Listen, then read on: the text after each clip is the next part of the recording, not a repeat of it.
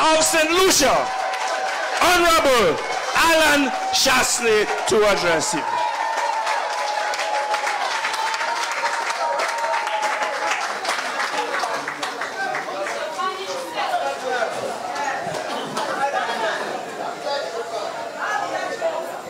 Mamai Flabo, Mamai Anse la Raye. It's so good to be here. I know. Canneries gets a special place in my heart. It's so good to be here today. You know, I sat here this afternoon, and for the first time I can tell you, as important as it is for me to come and speak to you tonight, the speakers I heard tonight are such an amazing representation of the United Workers' Party.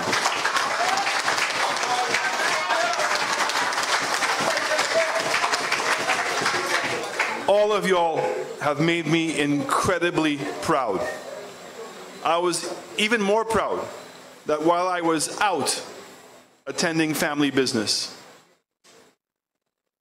that this idea that United Workers' Party is one person, that has been put to rest forever.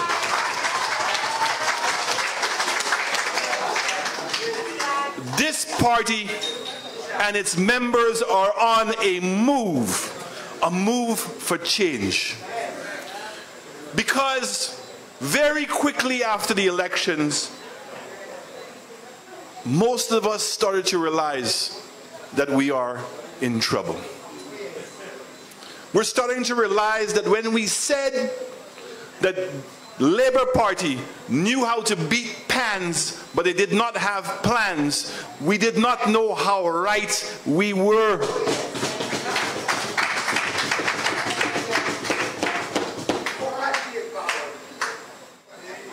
The Labour Party have become the greatest imitators of everything United Workers' Party has done. In opposition, they criticized everything. Now they're in government. Cabot was bad, now Cabot is great. Daher Mall was bad, now it is great. The Marriott Courtyard was bad, and now it's great. Everything. The same roads they said we could not eat, now they want to go and build roads. The only problem is they have dead weight running the Ministry of Infrastructure.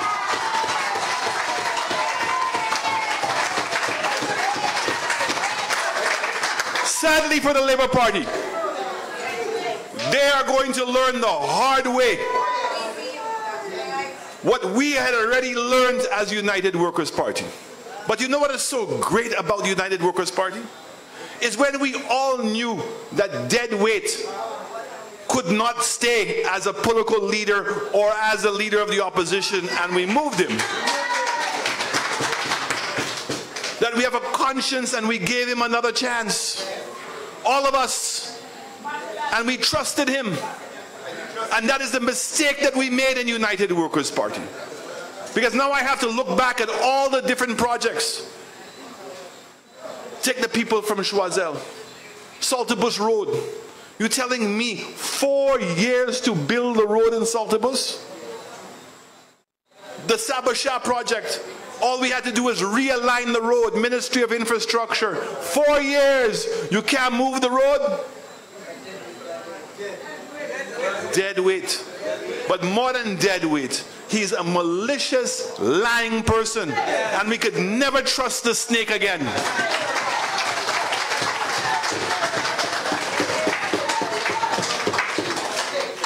But we knew that we were in trouble because very quickly, when confronted with inflation, and Dominic and I held a press conference, and we gave them a 6-point plan. We said the first thing you must do is lower the import duties. You must lower the VAT. You must give exemptions to people. You must go on the ground and support income and give the $1,500 you promised the people, give it to them now. The Labour Party said, oh, inflation is global. They have no impact, so no, there's nothing that we can do. We all knew we were in trouble when you hear our government tell us, our people that. No matter what advice we gave them, they said the advice was only good enough to go into the wastebasket. When they had crime, and we said, take the lessons we learned from COVID, because we treated COVID as a serious threat to the lives of the people of St. Lucia. That's exactly what crime is doing to us today. And we said the same way that we put a command center in for COVID, put a command center in for crime. Make it that your commissioner of police, all of your key technocrats, every single morning at 8 o'clock they meet to discuss what is happening with crime.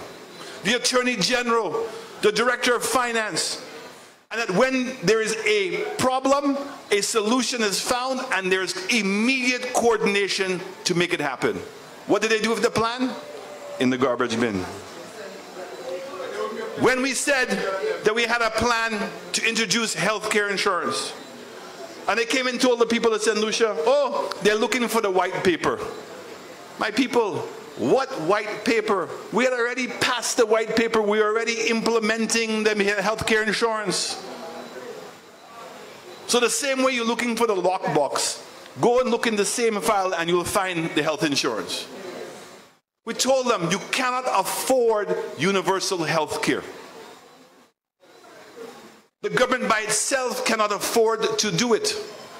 The increased cost of operating OKEU, the increased cost of the new healthcare centers, the increased cost that we would have had if in fact St. Jude Hospital was open today.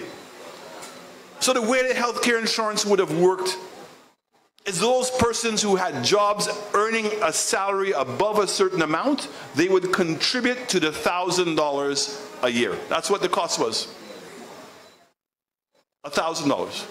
So if you make now healthcare insurance compulsory for 80,000 adults in this country, that is $80 million that would be coming in to the healthcare services. Only for healthcare. And you operate it just like an insurance company. When you go, you get your services, and it applies, and it gets, the hospital, the healthcare center gets replenished based on the application of that person going in. All of the St. Lucians who are unemployed, all of the mothers who have never worked and have children, all of the elderly who are on pension plans and cannot afford insurance, the government of St. Lucia was going to pay the insurance for them. We estimated that it would cost us around $40 million a year to pay for the insurance for them. But it means that when you go to the hospital, there's medicine. It means that there are services being paid for. Today they want to fool you that there is universal health care and tell you that you can have access to health care services, but when you go there, they tell you, oh, so sorry, we don't have any. And it is a disaster. We are in trouble in St. Lucia. Education. Spider spoke about it a little bit. Over $1,000 a year for each child to buy books. And every year, your children doesn't want to get the second-hand books. And the second-hand books are now obsolete because there's a new edition. We said that cannot go on. So we went out and researched and we found that there was these e-books. We went and got NTRC. Listen to me carefully. NTRC bought all of the e-books, Form 2 to Form 4. And then we were planning on now bringing in Form 1 as well as into stage 5 and 6. When the child gets the e-book, all of the books are downloaded into the e-book. The license fee is $250 EC dollars a year. We paid for it for you. We gave it to you for 3 years. We paid the license fee. So that means that your child gets a free computer, In addition, all of their books, you don't have to pay the $1,000. And the advantage is, I know the children are not happy with it, but I know the parents would be happy with it.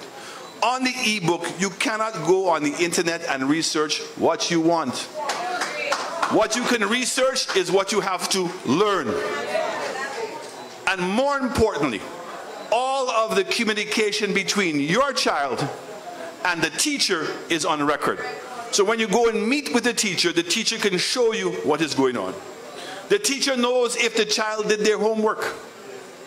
We went then and added free internet into all of those e-pads. Now here's the big difference. When your child goes into the workforce, they've now been using technology that they're going to use in their workforce.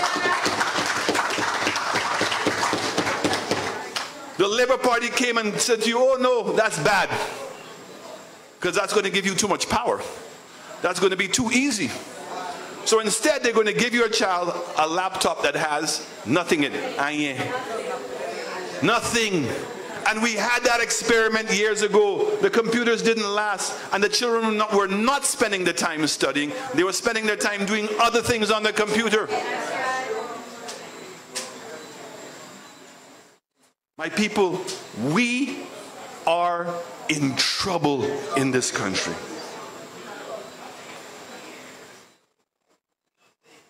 In 2016, when we came into government, Harold spoke about it. Unemployment in this country was 25%. Banks were going out of business because people couldn't pay loans. Because if you don't have a job, how are you paying? People who had homes and lost their jobs had big tears in their eyes going to the banks because the banks were taking their home. We forget that. Unemployment was at 25%. Youth unemployment was at 44%. They could not grow the economy. The debt to GDP was increasing. Everything was a disaster. And when they introduced the VAT of 15%, all the solutions who had their own businesses, hairdressing salons, barber shops, little grocery stores, everybody had to close down their business because the rent went up too high. Because they had to now pay 15% on their rent. And so the one or two people that they were employing, all of those persons went home. United Workers' Party came into office in 2016. We didn't give you a long list of excuses. When we won, if you remember, we did not even go and celebrate because I said no holiday because we have to go to work the next day. The next day. And we stayed focused on our plan to build a new St. Lucia and to build up you, the people of this country. To build you. United Workers' Party did not focus on one thing. We tackled healthcare. We said healthcare insurance. We went and fixed up 14 of the healthcare centers. We went and found a solution for St. Jude's. I wish that we could have fixed the old building. But you see, the truth has come out. My good friend John Peters and my good friend Alva Baptist. Oh man, $10 million and some paint and some Clorox. What's it called? Huh? Clorox. Chemical. And we can go and get the place. Where are they today? Your same government wants to go and spend $200 million. What happened to the paint and Dramaxo? What happened, chemical? What happened?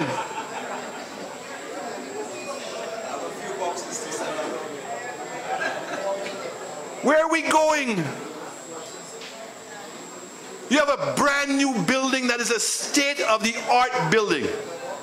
That today with the heat that you're feeling, the technology of the walls is to absorb the heat on the outside, absorb the cold, the air conditioning on the inside. To reduce the amount of mold in the building. All it would take is $50 million and no more than 6 months, and you could move into the ground floor of that building with 90 beds. You can't find 40 beds. You can't find a place to put 40 beds in the other building. And the Prime Minister is so confused. He doesn't know if the loan is finishing by 2028 or if the building is finishing by 2028. He can't tell you. They're not spending any time to figure out what they're going to do. When we talked about crime in this country, we said we didn't blame crime on anybody. Crime is not the only politicians' interference in crime. But to solve crime is a holistic problem. Immediately upon getting in, the first thing I was prepared to do was to convert the finance building into the courts. I said that's how important getting the court system working in this country was. And it was the courts, after 5 months of negotiating snow, they don't want to go in that building, because if they go in that building, we'll never build them another building.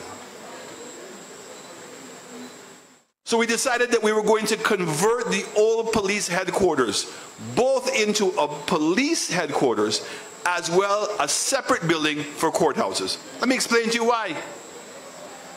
When you bring the prisoners from Bordelais into town, you want to have security. What's better security than having the court right next to the police headquarters? So when the people arrived, they would have gone underground, stayed in their cells, brought them up to the courthouse, back down into the cells, drive back in, pick them up, and take them out. No. You are so concerned about protecting the victory in your mind that after breaking down an old custody suite, you are now going, and the first thing you're going to do is to build a holding cell for prisoners in the best property in Castries, prime property. That is the vision that you're offering us? We are in trouble. We went and we designed the new airport. We said, look, there's so many people coming into HIA that if we have to go and build the airport in the car park, it would disrupt everybody. So we said, let's relook at this. So we moved the terminal to a location where we would not have to break down the existing building. Because that's what the plan was. After we built the new airport, to break down the original building. We said no. We also said if we're going to do that, let us realign the entrance into the airport. How? So instead of leaving the airport and going down by Coconut Bay and going all the way through Vieux-Fort Town to go to Labrie or to go to Soufrière, instead now the exit is Lalver-Sous Road. So when you exit the airport now, you make a left. That was going to become a 4-lane highway. Means you bypass Vieux-Fort and you're going straight down to Labrie and Soufrière. And that when you now build a cruise ship terminal, the cruise ship terminal was going to be at Ile Pirata. So again, when the passengers leave the airport, in less than 2 minutes, they're going to be at their cruise ship. And then the intention was to use the old building to facilitate all the cruise ship passengers. So instead of allowing the cruise ship passengers to come into the main terminal to congest everything, they would arrive and go into the old building and they would be checked into their cabins right there. Now the one that makes me just go, we're in trouble, is what we decided to do was, instead of spreading the building out on the ground floor, was to build the building up and have 3 floors. Ground floor would be arrivals, the middle floor would be the departures, and the upstairs is to facilitate departure lounge. Now, we are tripling the size of the airport from what it is today, because United Workers' Party has a vision to grow tourism, to make St. Lucia the best tourism destination in the Southern Caribbean. I make no apologies for that. All we have is 5,000 hotels. Little Aruba, that's only 70 square miles, has 15,000 rooms. And we need to get to 15,000 rooms because I want St. Lucians to be able to fly anywhere they want in the world, anytime they want to go.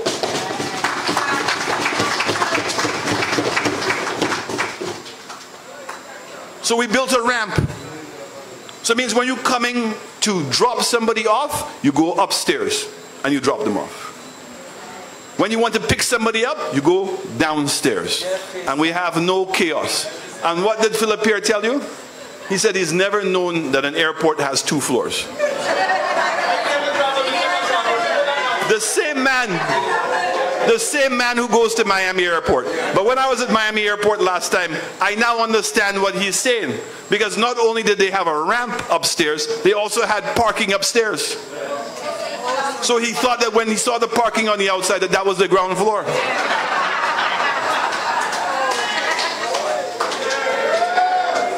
Mamai Flabo, we are in trouble.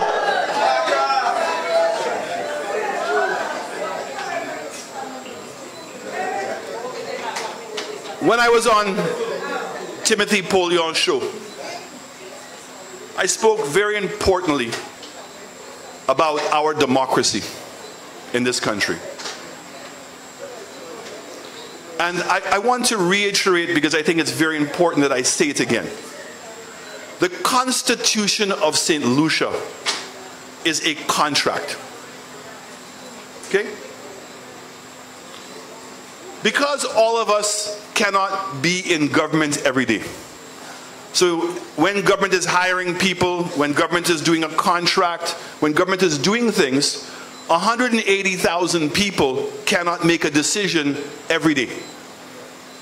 So the Constitution, which is the contract, allows all of us to choose certain people to make those decisions for us. So we elect politicians to represent us, the people. And to be there to make sure that when contracts and policies are being implemented, that it protects us as St. Lucians. And let me explain to you why that is. Because when you empower politicians, when you empower the civil service, all the permanent secretaries and everybody, and create the government of St. Lucia, that institution is more powerful than any one of us. But we are the ones who give it the power. And if that institution abuses the power, it means that they are in breach of the trust of the people of St. Lucia.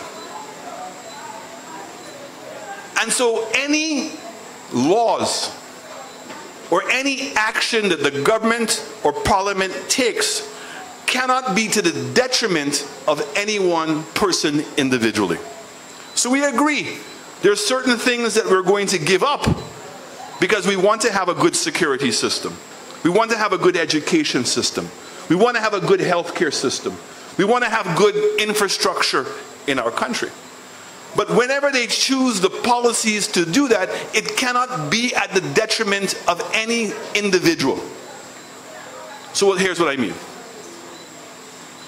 Anytime that the government has to take away freedom of movement of people, because a key part of the Constitution is freedom of movement, freedom of speech, freedom of consciousness.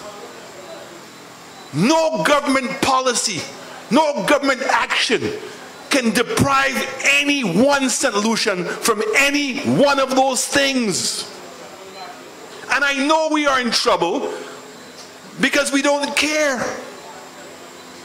We're allowing government to take away our rights and we say nothing. The Constitution says that if the government must prevent you from moving around, it must declare a state of emergency. Why?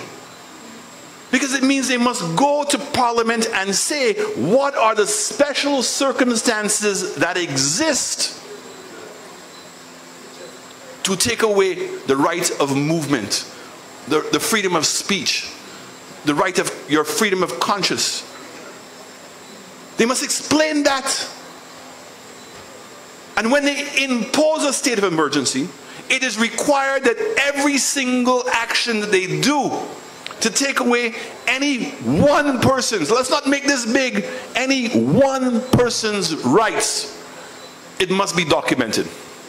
And there must be a report at the end. And it also says how long government can keep doing that. So when a government will impose a suppression act and empower an ordinary police officer to hold you on the side of the road and search you, or to come into your house and search you, or to stop your car and to search your car, or to tell you that you cannot leave your house for 72 hours. That is a breach of your rights. And we are in trouble because the people of St. Lucia are living in Mumu land. We are in a spell as if we have just given away everything. We'll say, well, that's just the government. We have a right to ask questions. We have a right to demand more from our government. But you cannot accept being less. We must want better. And we must not give up our individual rights with so little expectation. So what has happened to me in the last 3 weeks should be a wake-up call to all St. Lucians. Because when a judge has to recuse himself from a case because he feels like he's being intimidated by the Attorney General and by the government, we have reached a new level in this country. Now, my people, once you allow your democracy to go, so if you have a house that's next to a playing field, and you allow one person to walk through your property to get to the playing field, and if you then continue to allow everybody to walk through your property to get to that playing field, at what point do you believe you now can tell people to stop walking through your property? When a person squats on your property and you don't do anything about it, eventually the property becomes theirs. Our democracy is in trouble.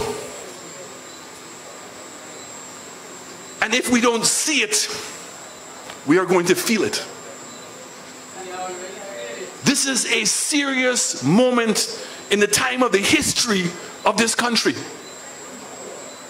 You have a prime minister that would go on a podium and instead of empathizing with the people about what's taking place with the cost of living in this country, he goes, the short man and the tall man, and laugh. What is that?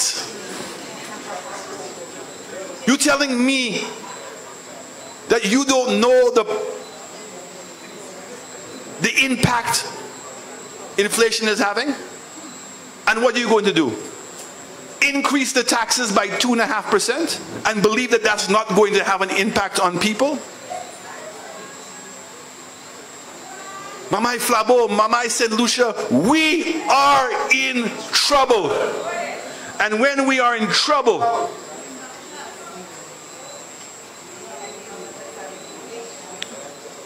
trouble means that we have to take action.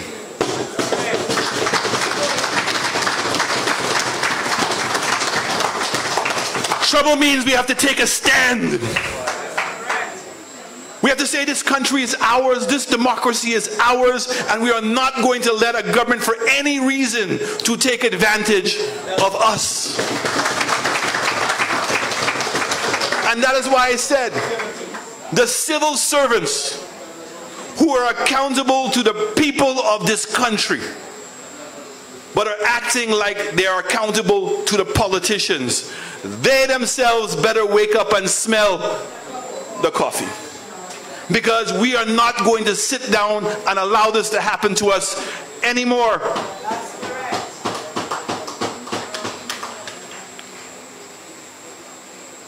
I'm going to ask you an important question.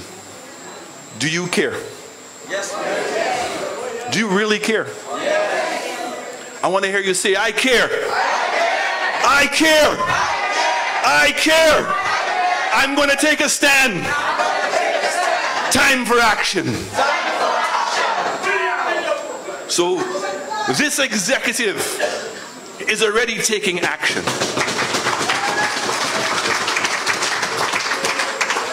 This executive is saying, we lost the election because of us. Nobody else. No Bolom. Nobody else. We lost the election. Because the things that we did in 2016, we did not do them in 2021. You are dealing with people who have no integrity. You're dealing with people who lie. You're dealing with people who are corrupt. So if you know that, then you must keep your eyes open all the time. Our constituency branches must meet on a monthly basis. We must divide ourselves and go house to house and spread the word. Why? You really believe that MBC is on our side? You believe that HTS is on our side? No. And there are too many people like social media and the phones. They are addicted. They don't know the difference between the truth and a lie. We have to go house to house. We have to spread the gospel of United Workers' Party. This is the only party that has moved this country and developed this country to a point that everybody can benefit. We're the ones who are building the roads. We're the ones who are building the schools. We're the ones who are building the sport facilities. We're the ones who are fixing up the healthcare. We are the ones who have a vision to where we want to go in this country.